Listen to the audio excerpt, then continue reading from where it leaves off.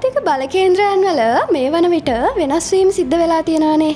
ඉතින් වර්තමානයේදී ඒ සිද්ධ වෙච්ච වෙනස්කම් වල යුද ගැටුම් ඇති වෙමින් තියෙනවා ගෝලීය වශයෙන්. එහෙම තියෙනවද නැද්ද? ඔයගොල්ලෝ පොඩ්ඩක් කල්පනා කරලා බලන්න. හරි. ඉතින් එහෙනම් අපි යමු අපේ ප්‍රෝග්‍රෑම් එකට. මොකද උනේ? හරි. ඉතින් අයියේ කොහමද? නංගි හොඳයි කියන්නත් බෑ නරකයි කියන්නත් බෑ. මොකද 2026 පටන් ගද්දිම අපිට අහන්න ලැබුණ ආරංචිය ඇමරිකාවෙන් දරුණු ප්‍රහාරයක් වෙනිසුලාවට. එතකොට මේ ඔයා කිව්ව ගෝලීයකරණයත් එක්ක නැත්නම් ආර්ථික බල කේන්ද්‍රවල වෙනස් වීමත් එක්ක අපිට ලොකු ප්‍රශ්නයක් බවට පත් වෙලා තියෙනවා. අපි මුලින්ම අද එහෙම ආපු හින්දා වැඩසටහන අපි මේ වීඩියෝ එක බලමු.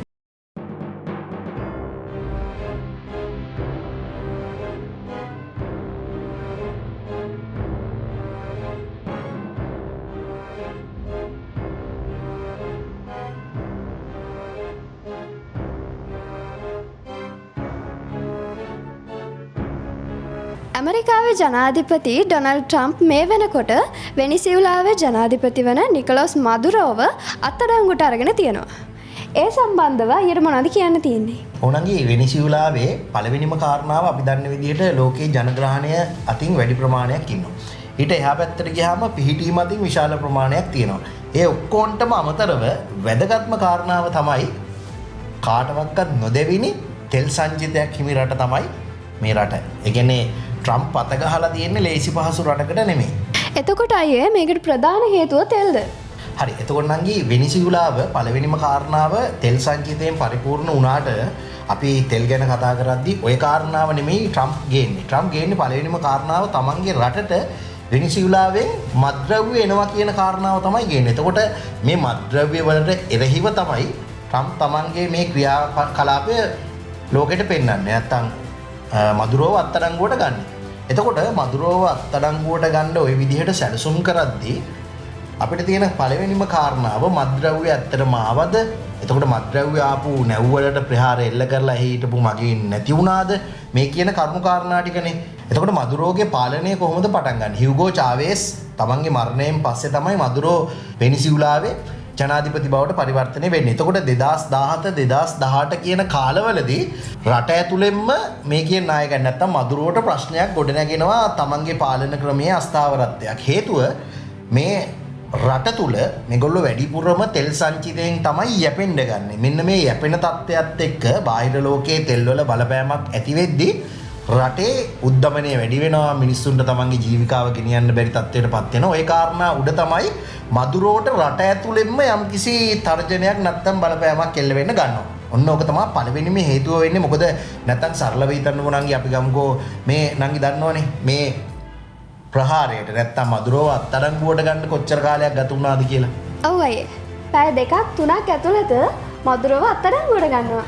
එතකොට නංගි ඔයා පොඩ්ඩක් හිතන්න සාමාන්‍යයෙන් රටක ජනාධිපති කෙනෙක්ව ඔච්චර සුළු කාලෙකින් අත්අඩංගුවට ගන්න පුළුවන්ද? එතකොට යම්කිසි බලපෑමක් තියෙන්න ඕනේ. ඕකට ප්‍රධානම හේතුව මදුරුවගේ පාලනයේ යම් යම් දුර්වලතාවයන් නිසා රට තුල ඇති වුණ ප්‍රශ්නත් එක්ක මිනිස්සුම පොඩ්ඩක් බැලුවා මේ පාලනය හරියන්නේ නැහැ කියන දන මිනිස්සුත් හිටියා.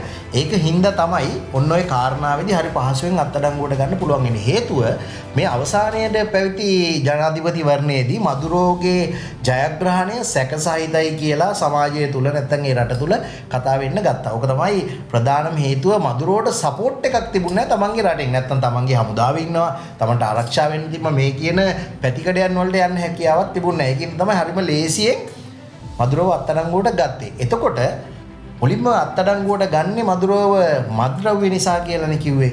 දැන් හැබැයි දැන් ප්‍රශ්නයක් එනවා මදුරෝව ඇත්තටම අත්අඩංගුවට ගත්තේ මත්ද්‍රව්‍ය නිසාද කියන කාරණාව තියෙනවා. එතකොට නම් මට මතක විදිහට 1991 විය යුතුයි හරියටම සඳහන් කරන්න අමාරුයි. 1991 හවෝ ඊට ආසන්න වර්ෂයක් තුල වෙනිසියුලාවේ තම ඒගොල්ලන්ට හිමි තෙල් ලබා ගැනීම සඳහා යම්කිසි ආයෝජන විවෘත කරනවා මේ රට තුල. එතකොට ඇමරිකාව, චීනය, රුසියාව වගේ රටවල් මේ සම්බන්ධව වැඩිපුර බලපෑමක් එල්ල කරන්න බලාපොරොත්තු වෙනදී ඇමරිකාව විසින් ආයෝජනය කරලා මේ තෙල් පිරිපහදු කිරීමේ කටයුතු පටන් ගන්නවා. ඉන් අනතුරුව හියුගෝ චාවේස් ජනාධිපති වුණාට පස්සේ ඔහු කරන්නේ සමාජවාදය කියන දේ අපි හිතමුකෝ මේ තෙල් සංචිත නැත්තම් ඇමරිකාව සතුව පැවතුන මේ ක්‍රියාකලාපය මේගොල්ලෝ සමාජවාදී ආර්ථිකයක් නැත්තම් සමාජවාදී බලපෑමත් එක්ක මේගොල්ලෝ කරන්නේ ජන සතුකරණය. ඒ කියන්නේ සාමාන්‍යයෙන් තමන්ගේ රජය සතු කරගන්න වැඩක් කරනවා. එතකොට තමන්ගේ ජනතාව සතු කරගත්තට පස්සේ ඇමරිකාවේ ආයතන ටිකට යන්න වෙනවා ඇමරිකාවට. ඔන්න ඔය කාරණාව නිසා දැන් ට්‍රම්ප් මේ වෙද්දි කියලා තියෙනවා අපි මේ ලබා ගන්න අපිට අයිති තෙල් මොකද මේ වෙද්දි තෙල් නැවතුණක් ඇමරිකාව සතුව අරන් ගිහිල්ලා තියෙනවා.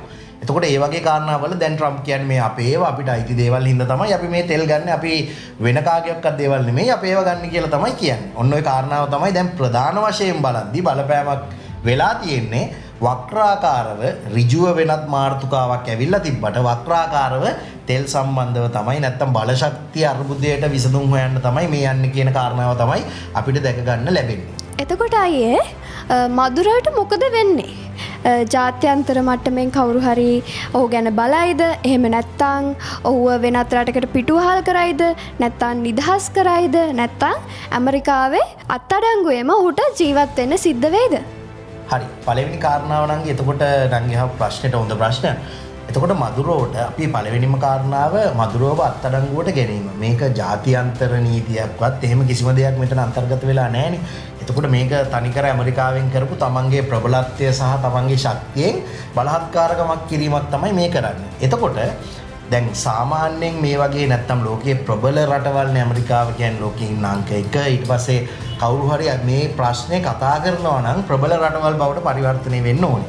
එතකොට ප්‍රධාන වශයෙන් සමාජවාදී රටවල් තමයි මේ වෙද්දි මේකට මුල් බැහැ ගන්න ඕනේ. පළවෙනිම කාරණාව. එතකොට චීනය සහ රුසියාව තමයි සමාජවාදී රටවල් අතරින් ප්‍රබලම තැනක ඉන්නේ.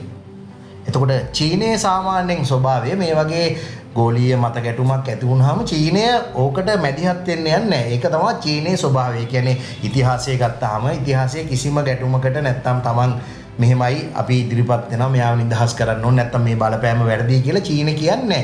හැබැයි රුසියාව පැත්තෙන් ගත්තාම රුසියාව මේකට සමහර වෙලාවට පුටින් මේකට මැදිහත් වෙන්න පුළුවන්. හැබැයි යම්කිසි ගැටලුවක් තියෙනවා මේ වෙද්දිත් රුසියාවත් යම්කිසි යුද්ධයකට හිර වෙලා ඉන්නේ. ඒකින්ද අපිට බලාපොරොත්තු වෙන්න බෑ 100%ක්ම මොකද මේ රුසියාව මේකට බලපෑම් කරයි කියන්න.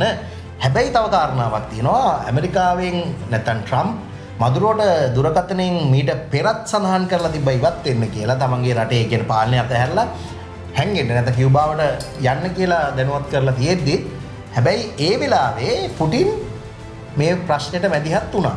හැබැයි මේ වෙද්දී පුටින්ට මැදිහත් වෙන්නත් බෑ මොකද මත්ද්‍රව්‍ය කියන කාරණාව මූලික කරගෙන තමයි මේ ප්‍රශ්න ඔක්කොම වෙලා තියෙන්නේ. එතකොට ගත්තොත් සමහර වෙලාවට තමන්ගේ ජීවිත කාලයම නැත්තම් ඇමරිකාවේ සිරගත වෙන්නත් මදුරුවට සිදු වෙයි කියන වැඩි අවස්ථාවක් තමයි තියෙන්නේ. තව කාරණාවක් තමයි දකුණු ඇමරිකානු රටවල්. චිලි රාජ්‍ය නැත්නම් ආජන්ටිනාව එක්කම බොලිවියා වගේ රටවල් මේ වෙද්දී සමාජවාදයෙන් පොඩ්ඩක් ඈත් වෙලා නැත්තම් අපි හොඳම කතාව කියන්න පුළුවන් ට්‍රම්ප්ට පොඩි කැමැත්තක් ලෙන්ගතුකමක් ඇති වෙලා තියෙනවා. ඒ කියන්නේ ට්‍රම්ප්ට බරව තමයි මේ රටවල් වල දැන් පාලනය යන්නේ කියන කාරණාවත් ඉස්මතු වෙලා තියෙනවා. මොකද ඒ තිබ්බ රටවල් වලත් බලය කෙමින් ට්‍රම්ප් අල්ලගෙන තියෙනවා. ට්‍රම්ප්ට තාමත් හැකියාවක් නැත්තේ කියුබාව, නිකරගුවා වැනි රටවල් වල ඡන්දයට බලපෑම් කරන්න තමයි ට්‍රම්ප්ට තාමත් බැරි වෙලා තියෙන්නේ. අපි බලමු කොහොම වෙයිද කියන්න අපිත් හරියටම දන්නේ නැහැ. සමහර වෙලාවට යන විදිහට ඒ රටවල් වලත් නැත්තම් කියුබාව, නිකරගුවා වැනි රටවලත් Tamanට ලෙන්ගතු නායකයෙක් බිහි කරන්න ට්‍රම්ප්ට හැකියාවක් ඇති වෙන්නත් පුළුවන්. එහෙම වුණොත් අපිට හිතෙන්නේ සමාජවාදී රටවලට දැඩි බලපෑමක් එල්ල වෙයි කියන කාරණාව. මේ හැම දෙයකට මූලික වෙන්නේ ගෝලීයකරණයත් එක්ක තමන්ගේ බලය තහවුරු කරගන්න, තමන්ගේ ආර්ථිකය බිඳ වැටෙයි කියන බයට යම් කරුණු කාරණා නැත්තම් තමන්ගේ බලය ව්‍යාප්ත කර ගැනීමක් වගේ කාරණාවක් තමයි මේ කාරණාවෙන් නැත්තම් ඇමරිකාව කරන කටයුතු වලින් පෙනිලා යන්නේ.